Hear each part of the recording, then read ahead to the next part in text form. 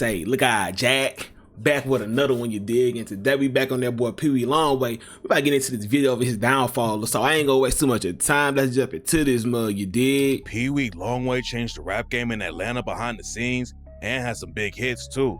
But then he got caught up in one of the biggest drug busts in history.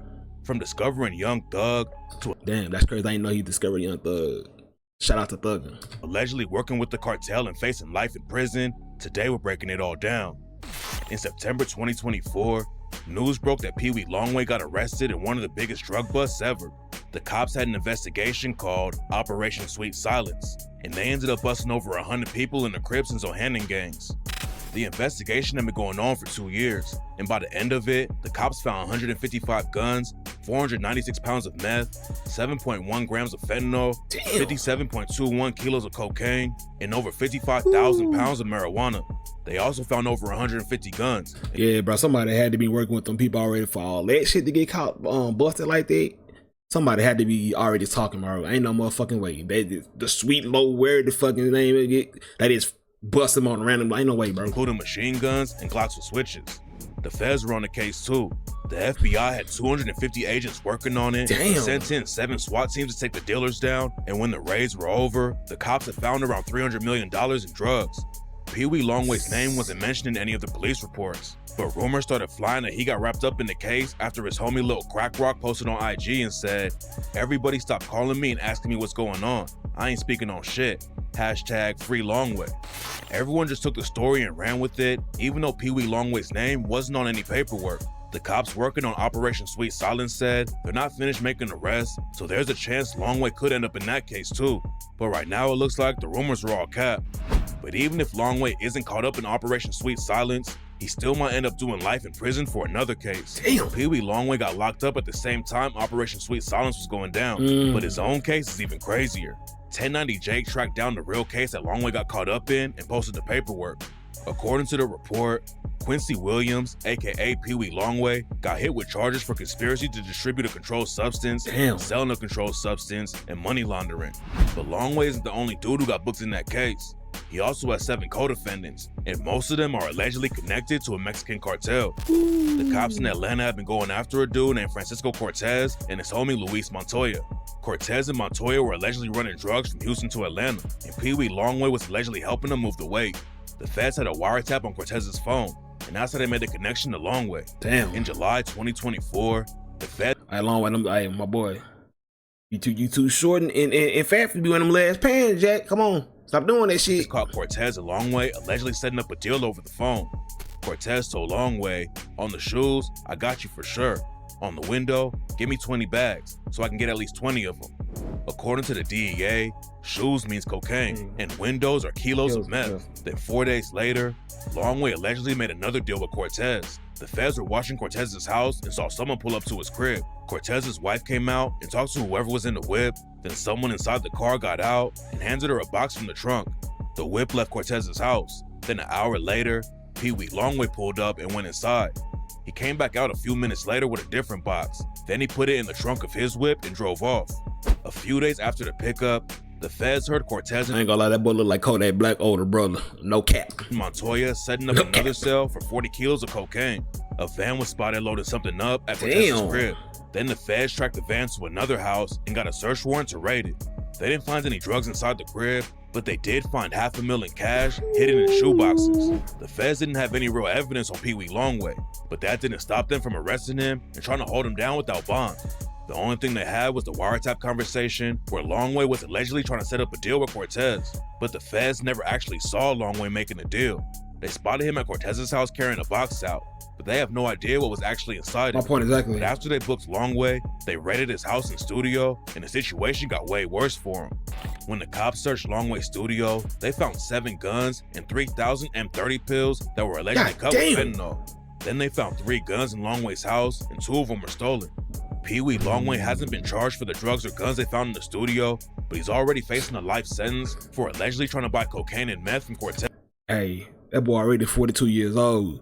Jack get a life sentence. Jack is out of there, bro. God damn. Hey, Peewee Longway, a real one. I ain't wishing no jail time upon that man at all, but god damn, bro, you shouldn't have kept rapping, Felmo. Fuck. It sounds like Cortez was the plug, and Longway was allegedly just moving the weight around Atlanta. Damn. If the rumors about the cartel being involved are true though, this case is looking bad for Longway. Nobody wants to get on the bad side of the cartels. They got so many connections all over the place, and even 1090 Jake didn't want to speak on them when he was covering the Longway situation. There's no evidence that Longway would flip on anybody, but if he's involved with the cartel, then he has to be extra careful about the situation, because even if people started rumors about him talking without anything to back it up, the cartel wouldn't even think twice about taking him out. This is all just rumors right now though, and nobody really knows much about the case. Peewee Longway getting busted in a case like this shocked everyone though. He's been a big part of the Atlanta rap game for years, and Longway always stayed quiet about what he did in the trenches. Longway came up in the same projects as Young Thug in Zone 3. Longway said they've known each other forever, and some sources say that they're actually blood related. Damn. Longway allegedly raps the Rollin' 60 Crips, and on the track Quarterback with Young Thug and Amigos, Longway raps, "What's crackin'? Crippin' nigga, twisted fingers. Longway and Thugger, Jonesboro South demeanor. I step in the club with the 40 and Nina." Damn. Peewee Longway allegedly hopped off the porch at a young age and started moving weight in Atlanta. He got kicked out of school because he was always skipping class. But when Sage Cheese TV tried to get Longway to talk about what he was doing in the streets, Longway just told him that it was personal. This wasn't the first. Hey, just like he did on Vlad. I love how he moved on Vlad, bro. He was not answering none of that police shit, Jack. Hey, respect to Longway, bro. Shout out to Longway, bro. First time moving like Longway's been in trouble with the law.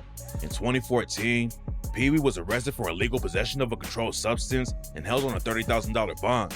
He was on his way to perform at the Lux Bar and Grill in Montgomery, Alabama, when he was pulled over in a truck full of people. The manager of the club said that they got a call around 1 a.m. just before Peewee was supposed to go on stage, saying that Peewee got arrested right down the street. Everyone in the truck was taken to jail, and the club manager said it sounded like a setup. Yeah. Longway also went for an interview with DJ Vlad. Vlad tried to ask him about his gang ties. Vlad brought up all the blue on Longway's album covers and asked him if it was a Crip thing. But Longway dodged the questions and said, "Nah, just night color." Just a nice color. Yeah.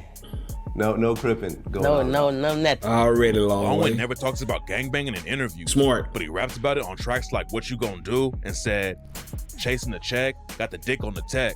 Neighborhood crib when I chuck up my set."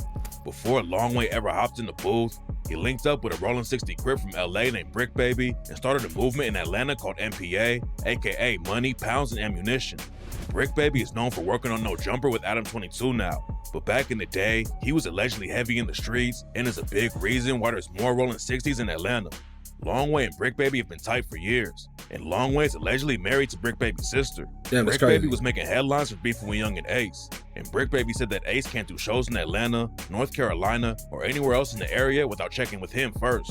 On Rollin' 60s, I bet you Young and Ace don't do no until we all know he was capping because them young, you gotta leave them young boys alone. we holler. I bet you don't do no shows in Atlanta. Because I'm the king around that motherfucker. You get what I'm saying? So you won't be doing no shows in Atlanta. You won't be doing no shows in the Carolina. Nothing around there, bro. You said Carolina, but they did a show like within that same week in Carolina though. Ain't shit happened to Ace though. A lot of people were confused because Brick Baby's from the Rollin' 60s in LA and was trying to ban Ace from other cities. But it makes a lot more sense after you know how long Brick Baby's been involved with the Crips in Atlanta. Before Brick Baby and Longway started making their own music, they were trying to manage other rappers and help them get started in the industry. Longway had already known Young Thug for years by that point. That's crazy. Thug was I didn't trying to know get his that. name popping in the game. Peewee Longway wasn't in the rap game yet, but he had ties to dudes like Gucci Mane and Bankroll Fresh because of his street connections. Bankroll Fresh. Gucci and Longway were tight, and Longway's the one who introduced Gucci to Young Thug. Longway and Young Thug pulled up on Gucci while he was at the studio, and Gucci signed Thug on the spot without even hearing any music from him because he trusted Longway's opinion that much. Damn. Young Thug isn't the only rapper that Longway helped out though. He knew the Migos way before they were superstars. Damn. And Longway is the one who introduced him to Coach K That's and crazy. Quality Control Records. Offset said in an interview, Shout out to Longway for being a real one, bro. Putting niggas on, bro, in the position to win, bro. Shout out, I fuck with that. I respect that to the fullest, bro. everyone became superstars. They all used to kick it with Peewee Longway because he had a studio.